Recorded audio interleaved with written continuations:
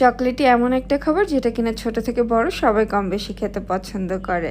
আর আজ চকলেট দিয়ে ভীষণ মজার একটি চকলেট পুডিংয়ের রেসিপি শেয়ার করব, যেটা তৈরি করতে কোনো রকম ঝামেলাই করতে হবে না। ডিম ছাড়াই খুব অল্প সময় এবং অল্প কিছু উপকরণ দিয়ে আপনার এই চকলেট পুডিংটা তৈরি করে নিতে পারবেন। আমি আশা করছি রেসিপিটা আপনাদের ভালো লাগবে। চকলেট পুডিং তৈরি করার জন্য প্রথমে একটা মিশ্রণ তৈরি করে নিব। এখানে একটা বাটিতে নিয়েছে হাফ কাপ তরল দুধ। দুধটাকে আগে থেকে জাল করে রেখেছিলাম, এখন রুম টেম্পারেচারে আছে। এর সাথে দিয়ে দিচ্ছি 3 টেবিল চামচ কর্নফ্লাওয়ার আর দিচ্ছি 2 টেবিল চামচ কোকো পাউডার। চেষ্টা করবেন যে কোনো ভালো একটা ব্র্যান্ডের কোকো পাউডার ইউজ করার জন্য, তাহলে এটার টেস্টটা অনেক বেশি ভালো আসবে। এখন এই সব কিছুকে একসাথে খুব ভালোভাবে মিশিয়ে নিচ্ছি। আমি এটাকে হ্যান্ড উইচ দিয়ে মিশিয়ে নিচ্ছি, আপনারা চাইলে চামচ দিয়েও মিশিয়ে নিতে পারেন, তবে খেয়াল রাখতে হবে যেন সবকিছু খুব ভালোভাবে মিশে যায়, এটাতে কোনো লাম্পস থেকে না যায়। সবকিছুকে একসাথে খুব ভালোভাবে মিশিয়ে নিয়েছে, এখন এটাকে একটা সাইডে রেখে দিচ্ছি। আর পুডিংটা সেট করার জন্য আমি এখানে একটা কাচের বাটি নিয়ে নিয়েছি। আপনারা আপনাদের পছন্দ মতো যে কোনো বাটিতেই পুডিংটা সেট করে নিতে পারেন। আজকের এই চকলেট পুডিংটা আমি 3টা লেয়ারে তৈরি করব। প্রথম লেয়ারের জন্য এখানে 4 পিস নিয়ে নিয়েছি চকলেট কাপকেক।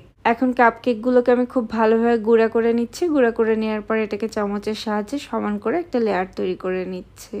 বাইরের কেনা যে কাপকেকগুলো পাওয়া যায় আমি সেটা এখানে ইউজ করেছি, আপনারা চাইলে বাসায় তৈরি করে ইউজ করতে পারেন। বা এখানে যদি আপনারা কেকের লেয়ার দিতে না চান সেক্ষেত্রে চাইলে কিন্তু চকলেট বিস্কিটেরও লেয়ার দিয়ে নিতে পারেন। সেক্ষেত্রে চকলেট বিস্কিটটাকেও গুঁড়া করে নিতে হবে, তারপর সেটাকেও সমান করে এভাবে লেয়ার তৈরি করে নিতে হবে। এখন বাটিটাকে এভাবে রেখে দিচ্ছি। এখন পুডিংটা তৈরি করার জন্য এখানে একটা প্যানে নিয়ে নিচ্ছি 2 কাপ তরল দুধ। এখানে কাঁচা বা জাল করা যে কোনো ধরনের দুধ ইউজ করতে পারেন। আমি এখানে কাঁচা দুধ ইউজ করেছি। এখন দুধটাকে খুব ভালোভাবে জাল করে বলক তুলে নিচ্ছি। দুধটাকে খুব ভালোভাবে জাল করে বলক তুলে নিয়েছি। এখন এর সাথে চকলেট পুডিংয়ের যে মিশ্রণটা তৈরি করে রেখেছিলাম সেই মিশ্রণটা দিয়ে দিচ্ছি।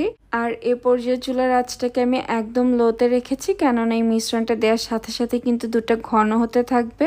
সেজন্য এই মিশ্রণটাকে আস্তে আস্তে দিতে হবে আর এটাকে অনবরত নেড়ে নেড়ে জাল করতে হবে। দেখেই নিশ্চয়ই বুঝতে পারছেন আমি মিশ্রণটাকে আস্তে আস্তে ঢালছি আর এটাকে খুব ভালোভাবে মিশিয়ে নিচ্ছি।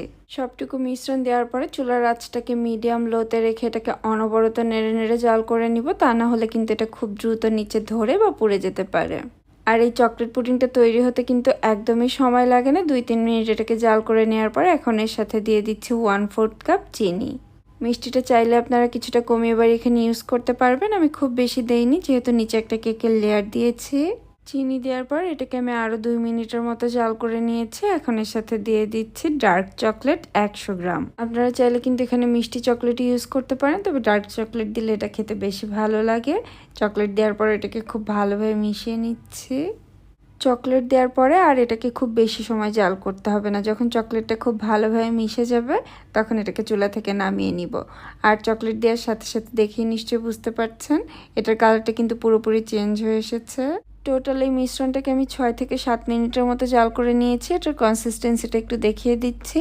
এই মিশ্রণটা খুব বেশি ঘনও হয়নি আবার খুব বেশি পাতলাও হয়নি। এখন এ পর্যায়ে এটাকে চুলা থেকে নামিয়ে নিচ্ছে। আর যে বাটিতে আমি কেকের লেয়ারটা তৈরি করে রেখেছিলাম সেই বাটিতে সম্পূর্ণ পুডিংয়ের মিশ্রণটা ঢেলে নিচ্ছে।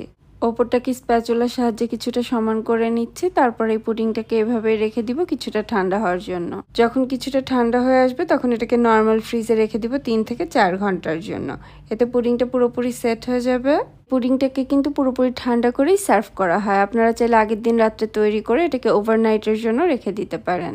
আমি 5 ঘন্টা পরে পুডিংটাকে ফ্রিজ থেকে বের করে নিয়ে এসেছি। এটা এখন পুরোপুরি সেট হয়ে এসেছে, ঠান্ডাও হয়ে গিয়েছে। এখন পুডিংটাকে একদম ঠান্ডা ঠান্ডা সার্ভ করবো। আর সার্ভ করার আগে উপরের লেয়ারটা দিয়ে নিচ্ছি। উপরের লেয়ারের জন্য আমি এখানে কাপকেক ইউজ করেছি, চকলেট কাপকেক। নিচের লেয়ারের মতো একইভাবে কেকটাকে গুঁড়া করে উপরে দিয়ে নিচ্ছি। আপনারা যদি বিস্কিটের লেয়ার দিতে চান সেক্ষেত্রে যে কোনো চকলেট বিস্কিটটাকে গুঁড়া করে উপরের লেয়ারটা দিয়ে নিতে পারেন। এই চকলেট পুডিংটা খেতে যেমন অনেক বেশি মজার আর ক্রিমি হয়। রেসিপিটা আপনারাও ট্রাই করতে পারেন, আশা করছি অনেক বেশি ভালো লাগবে। আর আমার রেসিপিটি যদি কোথাও আপনাদের একটুখানিও ভালো লেগে থাকে প্লিজ আমার চ্যানেলটি সাবস্ক্রাইব করে রাখবেন আর একটি লাইক এবং কমেন্ট করতে ভুলবেন না। আজকের মতো এখানেই বিদায় নিচ্ছি, আবার নতুন কোনো রেসিপি নিয়ে চলে আসবো। সে পর্যন্ত সবাই অনেক বেশি ভালো থাকবেন আর আমাদের জন্য দোয়া করবেন। আল্লাহ হাফেজ।